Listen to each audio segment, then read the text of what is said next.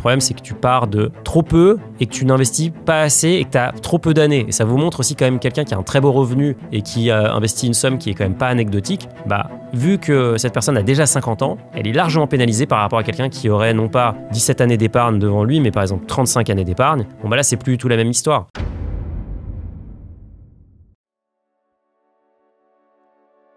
Bonjour à tous, bienvenue dans une nouvelle analyse de patrimoine. Aujourd'hui, on va regarder le patrimoine d'une fonctionnaire qui se lance en bourse. C'est parti.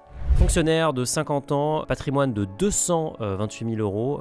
Très beau patrimoine déjà, avec pas mal d'IMO évidemment. Enfin évidemment, je ne sais pas pourquoi je dis évidemment, mais en tout cas beaucoup d'IMO. IMO, livret, compte bancaire et un tout petit peu d'actions et de fonds. Ça va être la grosse thématique de cette analyse de patrimoine. 50 ans, célibataire, une fille, fonctionnaire d'État cadre depuis 20 ans, traitement de 3 400 euros net par mois, passage à 2 900 euros net le mois prochain car j'ai augmenté le montant du prélèvement à la source. Okay. Pourquoi avez-vous augmenté sciemment ça? Je ne sais pas, peut-être pour avoir moins de mauvaises surprises en fin d'année, au moment de fin d'année. L'année suivante en vue de la rectification, peut-être parce que ton revenu a augmenté. Qui est intéressé de savoir pourquoi augmenter le prélèvement à la source à ce moment-là. Mieux voir l'argent dans sa poche, le placer, puis après payer les impôts un an plus tard. C'est mon avis. Mon objectif est d'atteindre 1 million d'euros de patrimoine et de pouvoir me générer 4 000 euros de revenus passifs d'ici 17 ans, donc 67 ans, la retraite. Elle nous a partagé son cash flow et oulala, très très détaillé, magnifique. Donc, salaire de l'éducation nationale, 3 400, 7,38 euros. Avec salaire net Greta, je ne sais pas ce que c'est, encaissement loyer appartement en BIC, donc il y a 620,40 euros. Okay. Donc il y a un bien locatif ou plusieurs biens locatifs. On voit que le logement c'est très faible, alors intéressé, frais de copropriété, appartement. Alors il n'y a pas de loyer, il n'y a pas non plus, est-ce qu'il y a un emprunt? Ah si, il y a un emprunt. Est-ce qu'elle a un logement de fonction à voir? Mais en tout cas, logement très bas, je rappelle que c'est la première dépense des Français, donc des Françaises, donc plutôt une bonne nouvelle pour elle. Vie quotidienne, rien de spécial. Abonnement, pas mal de choses. Voilà, 10 heures à 12 euros. YouTube à 13 euros. Rien de choquant, je trouve. Les impôts, on voit qu'il y a pas mal d'impôts immobiliers, les impôts fonciers. D'ailleurs, je rappelle que si vous avez un appartement en Airbnb, à l'année, vous payez aussi la taxe d'habitation. Donc, vous ne payez pas seulement la taxe foncière, mais aussi la taxe d'habitation. Voilà, si vous l'avez en location longue durée, là c'est votre locataire qui va la payer, mais sinon c'est vous qui en êtes redevable pour ceux qui y sont encore soumis. Ça existe encore malheureusement. Je rappelle que cette taxe va être supprimée en 2025 sur les résidences principales et après ça sera uniquement sur les résidences secondaires. Donc vraiment on va taper là où les gens ont concrètement a priori assez d'argent pour payer. Pas mal d'assurances et de mutuelles, notamment des prévoyances. Bon, j'imagine que vu que ça a été tout détaillé, ça a l'air d'être quand même assez bien étudié. On va voir quand même les frais bancaires, ça m'intéresse. 20 euros pour la Société Générale. Des remboursements d'emprunts assez classiques. On va voir les cash flows qu'il y a en face. Alors, on voit qu'il y a 620 euros de cash, mais bon, je ne sais pas à quoi correspondent ces deux. Enfin, il y en a un qui a priori n'est pas loué ou qui rapporte rien, ou vraiment pas beaucoup, parce que c'est quand même très déficitaire. Et ensuite, pas mal d'épargne qui va sur un compte ou un livret. Intéressant d'ailleurs. Donc actuellement, il n'y a rien qui est investi dans des supports qui battent l'inflation. Donc il y a pas mal de potentiel. Et surtout, il y a un taux d'épargne très faible. Un taux d'épargne de quasi zéro. En réalité, c'est un peu plus que ça. Ça fait 8%, quelque chose comme ça. On pourrait aller beaucoup plus haut. Parce qu'il y a 850 euros qui sont inutilisés. Après, c'est vrai que tu as dit que ça, c'était ton salaire brut, 3 400, et que tu allais baisser ton salaire pour payer plus d'impôts. Même si tu payes 500 euros d'impôts en plus, il restera quand même 350 euros à investir. Donc j'ai plusieurs produits Société Générale. Le livret BFM, qu'est-ce que c'est que ça? Je connais BFM TV, je connais pas le livret BFM. C'est Mounir Lagoun de Finale. Caractéristiques, 2,4% brut annuel sur vos premiers 3 000 euros. Ensuite, c'est 0,50% au-delà. Bon, en gros, ça rapporte rien au-delà de 3 000 euros.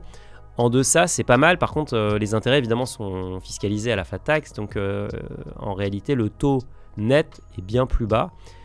Donc, c'est pas une solution miracle. D'ailleurs, c'est un livret spécial fonctionnaire. Donc, il n'y a que vous qui pouvez l'ouvrir. J'imagine que toutes les banques ont ça. Donc, je ne connaissais pas. Ensuite, tu nous dis qu'un livret assurance vie érable. J'adore ces noms. Toujours des noms assez sexy, quoi. Érable. C'est très haut de gamme. Alors, frais. Là, on commence tout de suite dans le dur, puisque là, on nous annonce quand même des choses qui sont lunaires. Frais sur versement dégressif, 3% seulement si vous versez moins de 15 000 euros et 2,5%. Alors là, vraiment, il vous faut un cadeau si c'est plus de 15 000 euros. Les frais sur versement, franchement, les gens qui payent encore ça en 2025, il faut changer de contrat, c'est impossible, c'est plus possible, quoi.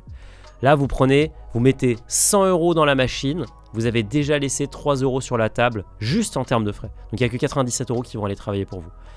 Ça, franchement, c'est impossible. Frais de gestion dégressifs. Alors voilà, j'avais jamais vu ça aussi. Ils vous mettent des frais par mois, très intéressant. Donc là, on est quasiment à 1% de frais juste pour le contrat. Je rappelle que dans une assurance vie, il y a les frais pour rentrer et sortir l'argent. Il y a donc c'est les frais sur versement, frais de retrait. Il y a les frais de gestion du contrat. Il y a les frais de gestion des unités de compte. Il y a les frais ce qu'on appelle les actes de gestion, donc des arbitrages. Donc là, c'est simple, ils t'en ont mis partout. Bon, je ne vais pas tourner autour du pot, ce n'est pas un bon contrat, c'est un contrat qui coûte très cher et je ne vois pas pourquoi aujourd'hui tu paierais des frais sur versement, des frais sur arbitrage, tu prends un contrat en ligne, n'importe lequel, tu payes 0. Donc ça, c'est pas possible, il faut s'en débarrasser. Ensuite, il y a un plan épargne retraite populaire, le PERP, Epicéa, encore un très très beau nom. Qu'est-ce qu'on a comme frais ? Alors là, vous avez aussi des frais qui sont encore plus épicés, si j'ose dire. 4% si vous versez moins de 3 750 €, 3% si vous versez moins de 15 000 € et 2,5% si c'est plus de 15 000. Des frais de gestion, évidemment, qui sont, comme d'habitude, assez élevés. Exprimés en mois, je trouve ça assez bizarre. Et ensuite, vous avez... Après, il faudra aussi voir typiquement s'il y a des ETF qui sont disponibles. Là, on va le voir, support d'investissement. Je ne sais pas où on peut voir la gamme, mais c'est vraiment pas terrible. En fait, de base, déjà, pour moi, il ne faut pas investir dans ce contrat parce qu'en plus, c'est un plan épargne retraite. Donc, vous êtes bloqué jusqu'à la retraite et à chaque fois que vous versez de l'argent, vous vous faites ponctionner. Vous avez des frais de gestion annuels. Donc ça tombe à 100%. Ça va tomber pendant très longtemps. Pour vous, ça va encore tomber pendant 17 ans. Donc ça, c'est pas possible. Il faut s'en débarrasser. La bonne nouvelle, c'est que vous n'avez pas grand-chose. Donc voilà, pas besoin vous pouvez rester chez votre banque, il n'y a aucun problème, mais pas besoin de leur donner votre argent sur les produits s'ils ne sont pas terribles. Gardez la banque pour ce qu'elle sait faire, à savoir sécuriser votre argent, vous fournir un livret A et le reste, pas besoin, vous fournir du crédit IMO. J'ai plusieurs PEA classiques. Alors déjà, j'ai plusieurs PEA, c'est une phrase, si quelqu'un vous dit ça, vous devriez bugger, donc c'est pas possible d'avoir plusieurs PEA. Enfin, c'est possible techniquement, mais en tout cas, fiscalement, ça ne marche pas. Donc je pense que tu as plutôt un PEA dans lequel il y a un compte espèce et un compte titre. Donc PEA classique, ma mère me l'a ouvert lorsque j'avais 17 ans et donc ça te fait une ouverture en 92. Et 92, c'est l'année de création du PEA. Donc ta mère a été visionnaire sur ce coup-là puisqu'elle a senti que c'était quelque chose de bien. À l'époque, on voulait encourager l'épargne en action et l'actionnariat individuel. Et donc voilà. Donc il a mis 773 € sur ce PEA. On va le voir tout à l'heure dans Finari. Et il y a aussi du cash, PEA espèce. J'ai mis de l'argent dessus après visionnage d'une vidéo de ta part et à la lecture de la page 47 de ton livre que j'ai acheté sur Amazon. Ok, trop bien. Je ne sais plus ce qu'il y a à la page 47, j'avoue, mais j'imagine que je parle de bourse ou d'ouverture d'un PEA. Bon, je vais tout de suite aller voir ton Finari parce que ça m'intéresse quand même fortement de savoir à quoi ressemble ce PEA, ce qu'il y a dedans, quoi. Alors, je vois effectivement deux PEA. À vérifier quand même, est-ce que tu as vraiment deux PEA distincts ou tu as un PEA? Et donc, je ne sais pas pourquoi, là, ça s'affiche avec d'une part la part euro et d'autre part la part action. Toujours est-il que ce PEA affiche, bon évidemment là il a pris une claque avec Trump et le ralentissement économique quand même assez fort qui a lieu. Donc là ce qu'on a regardé c'est qu'on s'est dit tiens on va estimer ce qu'aurait donné un investissement dans un ETF CAC 40 ou dans un fonds indiciel CAC 40 peu importe en 92 donc au moment où ta mère a ouvert ce PEA. Aujourd'hui, juste avec le CAC 40, pas la bourse américaine, pas le MSCI World, le PEA serait à 10 500 €. Alors, on ne sait pas si tu as versé tout d'un coup, etc., mais on est parti du principe que oui. Et on voit que tu es à moins 240 € de perf et au total, il n'y a que 1 500 €. Donc, ça fait quand même un gros manque à gagner. D'ailleurs, il y a un fonds qui m'a l'air bien chargé en frais, le fameux fonds, je ne le connais pas, le fameux fonds Darwin.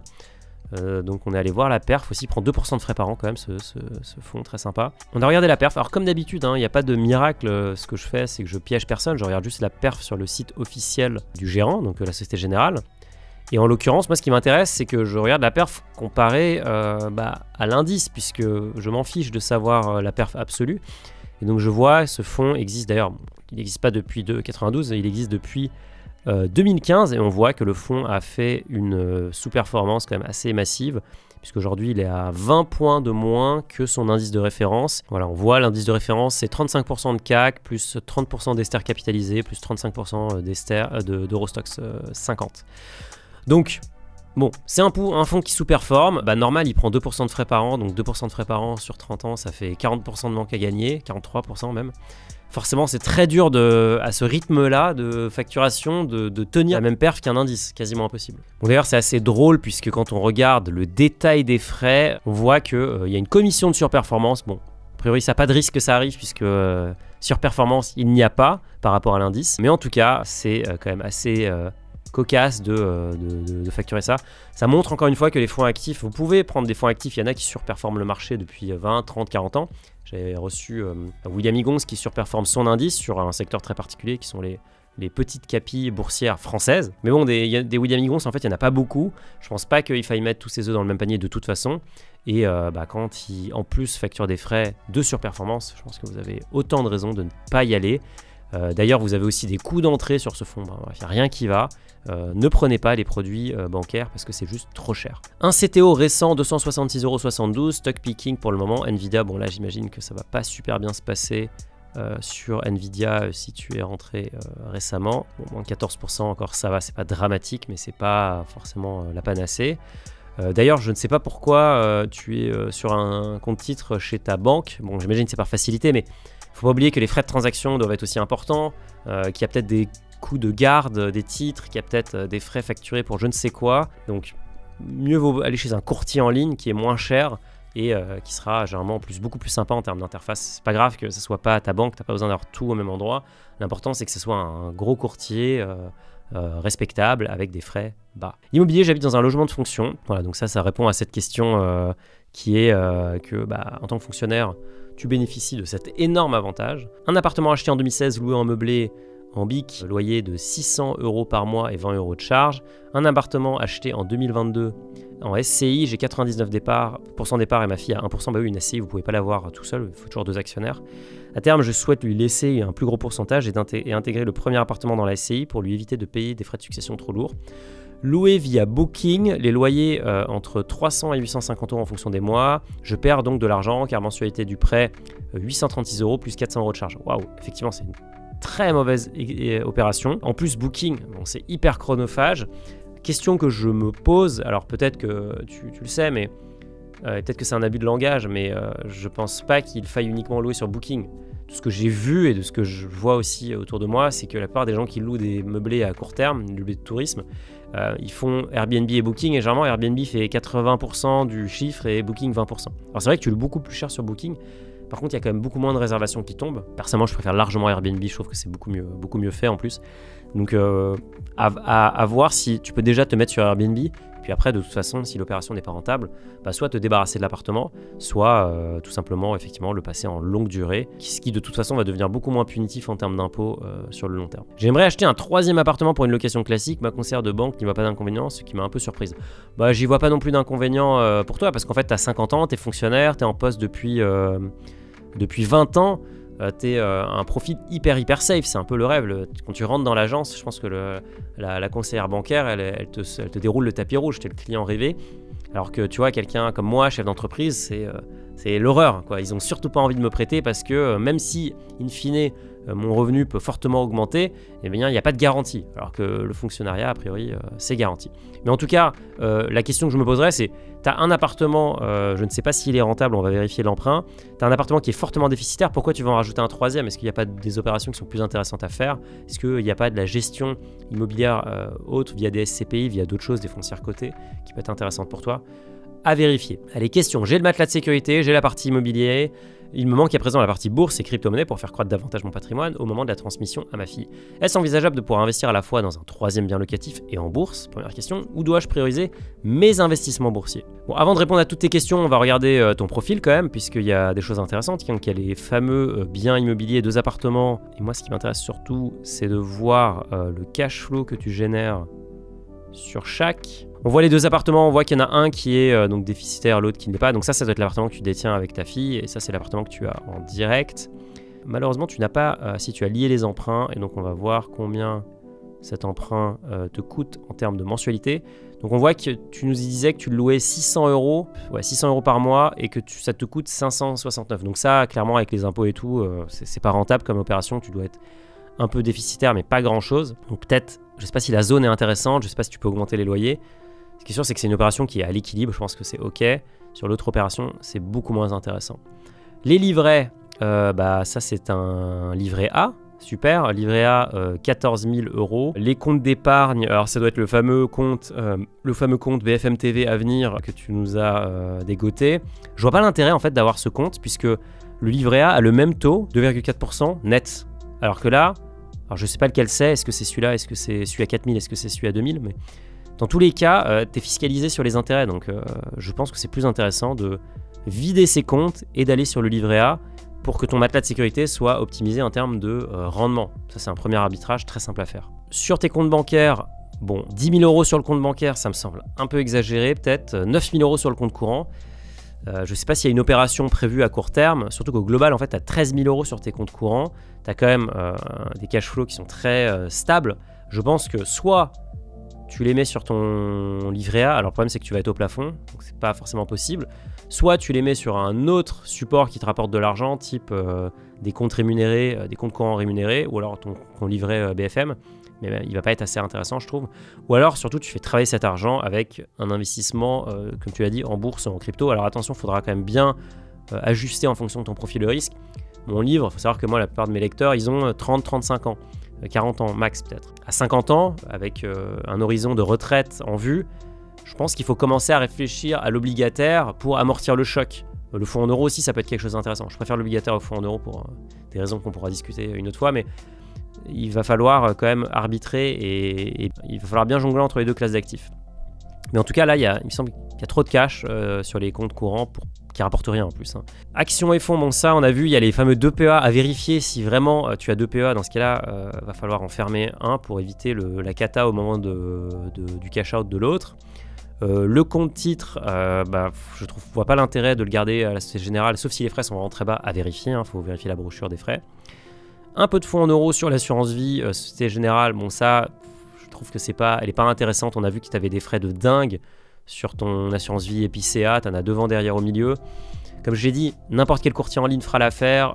Chez Finari, on a une assurance vie, mais il y en a plein d'autres, c'est vraiment à toi de voir. Et tous les acteurs modernes ont supprimé les frais sur versement, les frais d'arbitrage, tout ça. Ça n'existe plus, ça. Donc ça, c'est un truc bancaire, faut arrêter d'enrichir les banques sur ça. Et puis les emprunts, pas grand-chose au final. Il manque un emprunt, je pense, parce que tu nous avais dit que tu avais, sur ton cash flow, tu nous indiques 2 remboursements. Je n'en vois qu'un. D'ailleurs, là, je ne vois pas la mensualité à 836 €. Donc voilà, peut-être quelque chose à ajouter sur ton Finari. Alors, pour ta première question, déjà, avant de répondre à est-ce qu'il faut faire l'un ou l'autre, je pense que tu peux faire les deux, il n'y a pas de problème. Ta banquière veut te prêter, tu as du cash. Voilà, la question est vite répondue, comme on dit. La question est du coup, comment tu vas le faire ? Je vois une solution qui est à peu près toute donnée, c'est que ton PEA est loin d'être au plafond, même si c'est un PEA qui fait partie des OGs, des premiers de l'histoire. Donc l'idéal, ça sera de faire l'investissement via le PEA sur les années à venir. Alors attention, il va falloir quand même diversifier ton allocation. Le PEA, je rappelle que vous ne pouvez pas mettre d'obligataire dessus. Il y a quelques fonds monétaires, mais c'est surtout l'obligataire que vous ne pouvez pas toucher. Donc le PEA pour les actions, alors là, il n'y a même pas de doute, on est dans un marché DCA, je veux dire, vu ce qui se passe aujourd'hui, il faut absolument faire du DCA, il ne faut surtout pas faire du lump sum. Si on rentre dans une crise qui se prolonge et qui dure plusieurs années, vous voulez pouvoir investir à chaque point, à chaque fois que ça baisse, quoi. Donc DCA, aucun doute, il faut fixer le bon montant et ensuite il faut y aller sans réfléchir sur ton PEA. En parallèle, je prendrai date sur une assurance vie. L'assurance vie, c'est super intéressant, surtout avant les 70 ans. Parce que le fameux abattement à la transmission, il est plus important si tu verses avant tes 70 ans. Donc il faut absolument accélérer la marche à ce niveau-là. Et il y a une façon assez simple de le faire, c'est c'est de prendre date sur l'assurance vie aujourd'hui, d'investir via le PEA en priorité. Je pense qu'il va falloir vraiment y aller de façon super diversifiée, donc je ne ferai pas que de la bourse US, je ferai vraiment très large MSCI World. En parallèle, peut-être déjà commencer à investir en obligations ou sur une gestion très prudente, si tu ne te sens pas de choisir les obligations, etc., sur l'assurance vie. Et donc, à 69 ans, juste l'année avant que la règle change avec l'abattement sur la transmission, vider une partie du PEA pour le mettre dans l'assurance vie et donc bénéficier de cet abattement pour pouvoir transmettre ton patrimoine à fiscalité moindre. Donc ça, c'est vraiment comme ça, tu as le meilleur des deux mondes. Tu as la fiscalité réduite sur l'impôt sur le revenu sur le PEA. Et ensuite, tu as la fiscalité favorable sur la transmission avec l'assurance vie. Et tu enchaînes les deux. D'ailleurs, un sujet qu'on voit beaucoup sur Finari depuis qu'on a lancé l'assurance vie, c'est la clause bénéficiaire qui est assez mal compris. Il faut vraiment bien la travailler. Donc n'hésitez pas à faire appel à un notaire pour être sûr que ce qui va se passer corresponde à vos volontés. A priori, vous ne serez plus là pour le vérifier. Et si les héritiers doivent se débattre avec une clause qui est peu claire ou avec un testament qui est peu clair, ça peut mener à des problèmes. Et donc, il faut vraiment bien verrouiller cette partie. Ça, c'est d'autant plus important que si vous avez moins de 70 ans, la clause bénéficiaire de l'assurance vie prime sur le testament. Donc, même si dans le testament, vous avez dit 100% de mon assurance vie va à un tel ou à je ne sais qui, eh bien, c'est la clause bénéficiaire qui prime. Et si elle est mal rédigée, eh bien, c'est le drame. Sur ta question sur l'immobilier, est-ce qu'il faut en faire ou pas? Alors, je pense que ta banquière veut te prêter, toi, tu as envie d'en faire. Bah, let's go. Est-ce que je ferai du Airbnb vu la non-rentabilité de ton bien? Non, clairement, je ferai de la longue durée. Donc, à voir le secteur, etc. Mais il va falloir réfléchir vraiment au setup. Évidemment, l'immobilier, si t'es fonctionnaire, c'est un super vecteur d'enrichissement. D'ailleurs, les fonctionnaires, vous touchez 75% de votre salaire à la retraite. Donc, c'est quand même très favorable. Donc, même après le départ, à la retraite, tu auras encore des revenus qui seront quand même intéressants. Donc, évidemment, l'immobilier, c'est intéressant dans ton cas. Mais en fait, quand on regarde les hauts patrimoines en France, donc là j'ai pris une petite étude de l'INSEE, on se rend compte que le patrimoine immobilier, il atteint son pic quand on est, vous voyez, entre le décile D6 et D7. Donc qu'est-ce que ça veut dire? En gros, c'est entre les 60 et les 70% les plus riches. Et donc ces gens-là ont un patrimoine qui oscille, patrimoine brut, entre 246 000 et 328 000 euros. Et vous voyez qu'ensuite derrière, sur les hauts patrimoines, donc haut patrimoine par exemple, pour être dans D9, il faut avoir 717 000 euros. Pour être en D99, il faut avoir 2,2 millions d'euros. C'est là qu'on voit l'accélération de la richesse.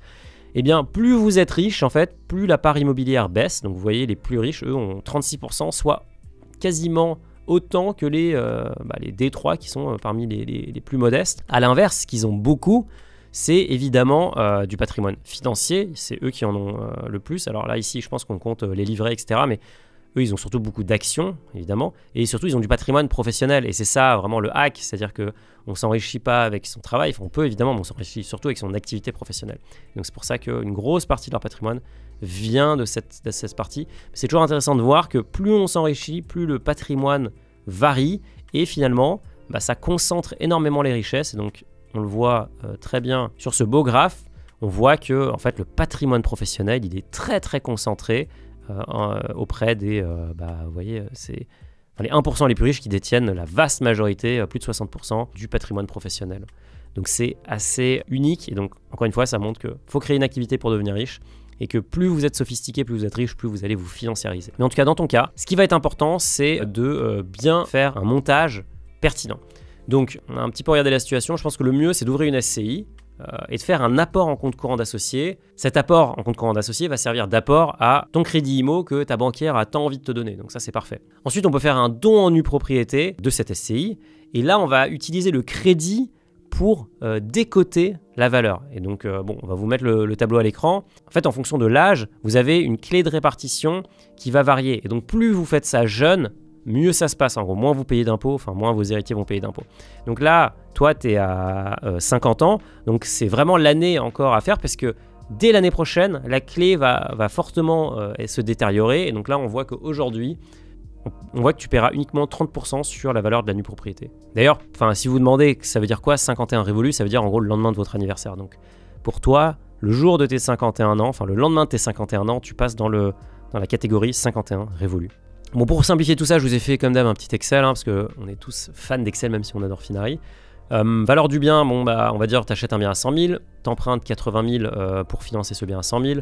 Du coup, valeur départ, il n'y a que 20 000 euros de cash pour l'instant dans la société, c'est l'apport. On fait une répartition comme tu l'as déjà faite, d'ailleurs tu fais 99% chez toi, 1% chez ta fille. Ici, toi tu le fais très rapidement, là, avant tes 51 ans, avant la date d'anniversaire, et donc tu à une assiette fiscale de la donation de cet appartement de seulement 7 920 euros.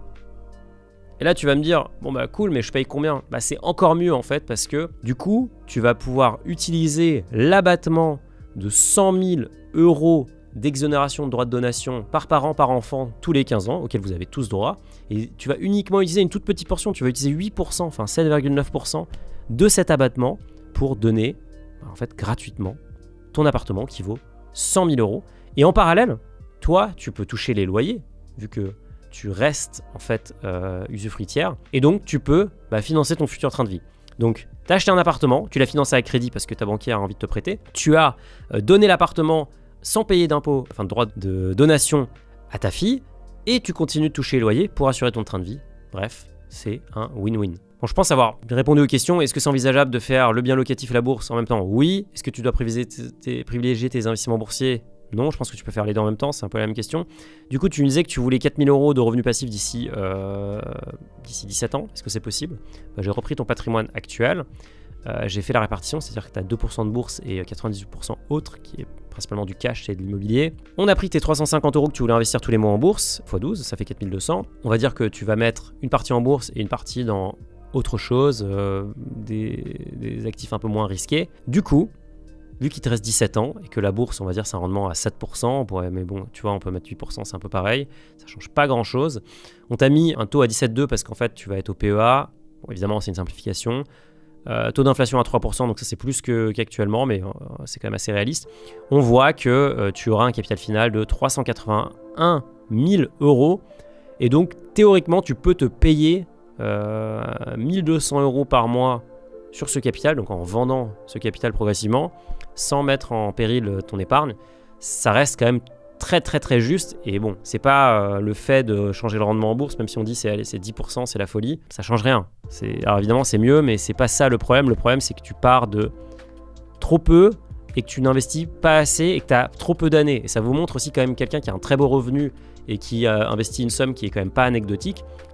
Vu que cette personne a déjà 50 ans, elle est largement pénalisée par rapport à quelqu'un qui aurait non pas 17 années d'épargne devant lui, mais par exemple 35 années d'épargne. Là, c'est plus du tout la même histoire. Mais c'est parce que les intérêts composés, ça s'accélère avec le temps. L'autre simulation qu'on a faite, c'est qu'on s'est dit, tiens, qu'est-ce qui se passe si tu prends tout ton cash qui traîne sur les comptes courants, tu l'investis maintenant et tu continues de faire ton DCA sur la bourse? Eh bien pareil, 17 ans, avec un taux d'intérêt à 7%, ça te ferait 164 000 euros de patrimoine boursier. Ça ne suffirait toujours pas, et là c'est pareil, si on fait le 10%, alors c'est mieux, mais ça ne change toujours pas l'équation fondamentale que, à mon avis, avec la situation actuelle, ce n'est pas réaliste d'avoir un revenu passif de ton patrimoine de 4 000 euros. Par contre, la bonne nouvelle, c'est que tu vas avoir ta retraite, qui a priori, tu nous as dit que tu gagnais 3 400 euros net. Bon, on va dire qu'en gros, tu vas passer à 2 500 euros, même peut-être un peu plus, avec 2 500 euros, on va dire, juste avec ça. Si tu complètes avec cette partie boursière, donc là on va repasser à 17 ans, eh bien tu y es à peu près en fait, tu es à 3 700 euros modulo fiscalité, modulo marché boursier, etc. Je ne pense pas que tu puisses compter sur ça, mais par contre ça va te donner quand même un complément de revenu assez intéressant. Une autre chose que tu pourrais faire, c'est vendre un appartement pour investir plus en bourse. Tu as parlé de la crypto-monnaie, est-ce que tu en as besoin? Si tu as envie d'en faire, pourquoi pas? Je pense que vraiment il faut y aller doucement. Il faut faire une toute petite partie de ton patrimoine, peut-être 5% maximum de ton patrimoine financier, et là uniquement sélectionner des grosses valeurs type Bitcoin pour éviter vraiment de faire des erreurs et de tomber dans la spéculation. Donc voilà, dans l'ensemble, il y a plein de choses à faire, il y a plein d'optimisations, il y a des assurances vie à fermer, il y a des comptes des livrets à clôturer, il y a des choses vraiment à simplifier, il y a des SCI à créer, des donations à faire pour aller minimiser les droits de donation, et il y a surtout un bon réflexe d'investir tous les mois en bourse. Je pense qu'encore une fois, le marché actuel, c'est le marché idéal pour faire un DCA parce que ça baisse. Et donc, c'est pour ça que vous avez envie de faire un DCA, c'est pour profiter de cette baisse et de ne pas devoir se demander si ça va aller plus bas ou pas. Vous investissez quoi qu'il arrive et de faire un DCA sur le temps long, pas sur seulement 6 mois, mais sur les 17 prochaines années idéalement pour pouvoir vraiment avoir le petit pécule qui te permettra de compléter ta retraite. Les 4 000 euros, ça me semble impossible, mais par contre, un complément, ça me semble carrément faisable.